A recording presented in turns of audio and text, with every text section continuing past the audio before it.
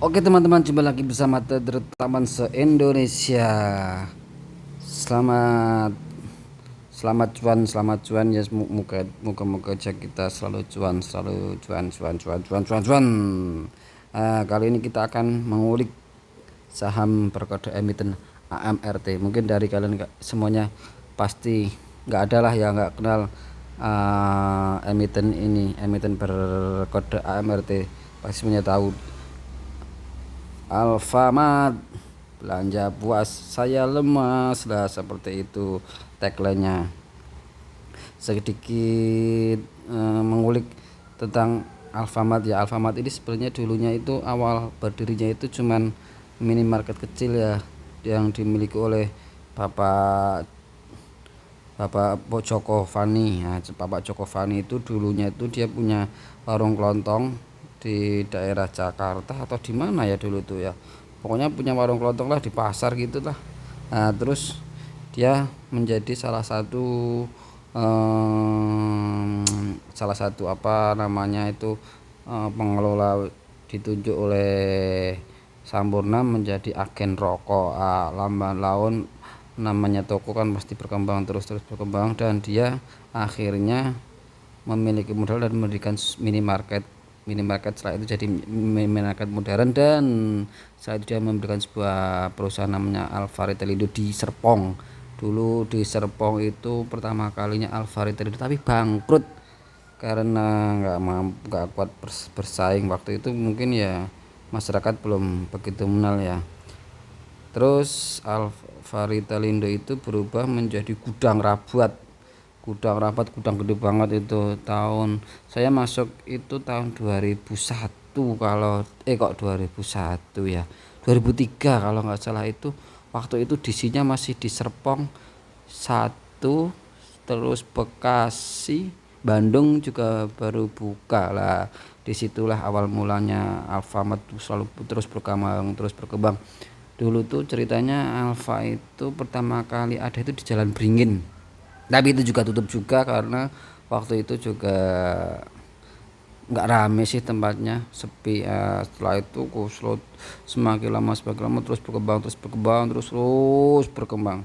Jadi gini ya ceritanya Alfamart itu, setahu saya ini ya, nggak usah dikoreksi tapi pengalaman pribadi saya, setiap pembukaan toko itu nggak ada yang namanya rugi ya teman-teman ya. Jadi dia itu selalu untung dan untung. Soalnya kan dia ownernya itu kalau misal buka kan dia udah secara otomatis mengantongi keuntungan ya. Setiap kali buka satu toko pasti ada, setiap item masuk ke toko itu kan harus sewa ya. Jadi udah berapa ratus ribu aja kalau nggak salah. Itu satu toko itu tipe 36 sekitar 4.000 sampai 5.000 item. Nah, kalau satu item itu sewanya 1.000 aja udah berapa juta coba per item. Ayo kalian kalian itu sendiri aja, gimana mau rugi coba. Pembukaan toko aja udah untung, belum kalau tokonya rame. Ayo, terus selanjutnya itu setiap kali item itu hilang atau pada waktu stok obrol itu hilang, perusahaan itu cuman menanggung kerugian 0,15% dari total total aset sebulan ya. Jadi kalau misal sebulan itu asetnya 10 juta, perusahaan nanggungnya itu sekitar 0,15% lah. Jadi kalau yang lainnya NBH namanya, nota barang hilang, itu lebih dari 0,15%, karyawan wajib membayar kerugian tersebut. Gimana nggak untung ya coba. Gross margin bulanan aja udah gede. Nah, kalau cuma nutupin 0,15 ya pasti untung lah, nggak mungkin enggak. Itu dari aset aja udah apa, net sales, aset, sorry, dari net sales aja udah untung.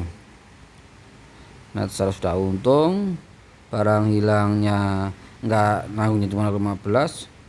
Terus ada income seperti sewa tenan, sewa apalah itu, promo-promo segala macem. Semua itemnya ada di gondola di bawah kan semua sewa semua, jadi tetap untung. Oke, nah itu bisa menjadi acuan buat teman-teman semuanya. Kalau misal teman-teman mau beli ini perusahaan saham, kalian sepertinya nggak akan, bukannya nggak akan ya, eee, sepertinya tetap untung terus ya. Nggak pernah nggak pernah, jarang sekali namanya Alfamart itu tutup. Pengalaman saya ini ya, biasanya itu kalau tutup itu karena dari surat menyuratnya nggak lengkap, dan itu pun pat gulipat sih seingat saya dulu. Jadi kalau semisal dari Satpol PP kah atau dari siapa kah, alah udah dikasih ngeler dikit sudah, oh iya iya besok buka lagi ya mas, kampret emang kok semuanya. Nah, seperti itu. Coba kalian lihat aja, kalian cek semuanya deh. Pasti suratnya pasti ada yang nggak lengkap. Masa minimarket kok ada di depan pasar itu? Gimana ceritanya itu ya? Koplak emang itu emang. Ah, dari undang-undang daerahnya aja udah melarang, malah dia di depan pasar, goblok bener kan emang. Ya mau gimana lagi, namanya juga kapital lebih menang, lah pasti menang lah. Tapi ya ya mau gimana lagi lah, namanya masa kecil. Kita nggak usah bahas itunya, cuman share-share apa, intermezzo aja.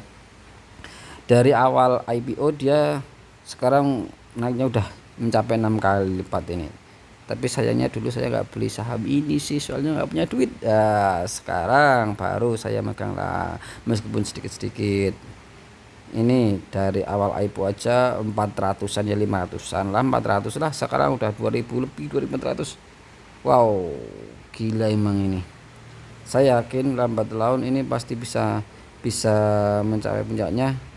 Bisa aja sih dia menyaingi kayak perusahaan-perusahaan besar, kayak apa ya, kayak yang lainnya, Telkom kayak, atau apalah, atau BRI atau apa. Soalnya kan ini nggak pernah merugi sih ini perusahaan ini, nggak ada resiko ruginya. Semuanya, semua item aja, semua itu, semua aset barang, semua itu amortis apa tuh, aset semua itu kan pinjam semua, sewa semua. Jadi kalau semisal apa tokonya itu udah balikin, dia perusahaan nggak pernah nanggung. Mobil sewa dari Armada, dari mobil Foxconn, sewa semua itu pokoknya lah. Kalau kalian punya duit ya, franchise bisa, waralaba bisa, IO bisa, beli sahamnya juga bisa. Namanya juga kalau kalau punya duit loh, muka aja mimin nanti bisa beli 10 borong semuanya ya. Sekarang kan di semua kota kan jarak berapa kilo aja udah ada lagi. Gimana coba perkembangannya, sangat pesat sekali kan teman-teman. Gila emang ini. Ramayana, Carrefour, apalagi itu Giant, semuanya beda gulung tikar.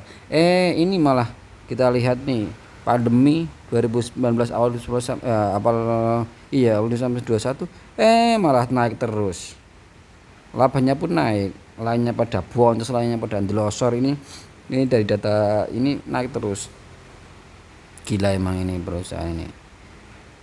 Otaknya itu Pak Puji, seperti ya dulu dia lulusan UI ya, Universitas Indomaret kalau anak-anak dulu bilangnya. Jadi dia dulu orang Indomaret, terus direkrut ke Alfamart. Nah disinilah dia melampiaskan segala-galanya, otaknya, kepintarannya, kecerdasannya untuk mengelola AMRT ini. Sekarang ada Alfamidi, Alfa apa ya, yang konsepnya seperti kafe itu, apa itu ya, saya juga udah lama nggak mengikuti.